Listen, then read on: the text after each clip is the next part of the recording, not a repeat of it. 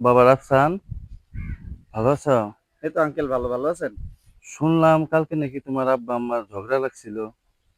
হ্যাঁ। তো কি নিয়ে? ওই যে ওই ডাইলেতে ওই একটা ইলিয়েশন গাছ থেকে একটা ডাইল কেটেলে নামাই। এই নাও ডাইল। এটা তিন ভাগ করেন। 3 ভাগ। হ্যাঁ। 1, 2, 3। তিন ভাগ করছেন না? হ্যাঁ। এক দুই ভাগ ফালাই দেন। 2 ভাগ ফেলাই দিলাম। এটারে দুই ভাগ করেন।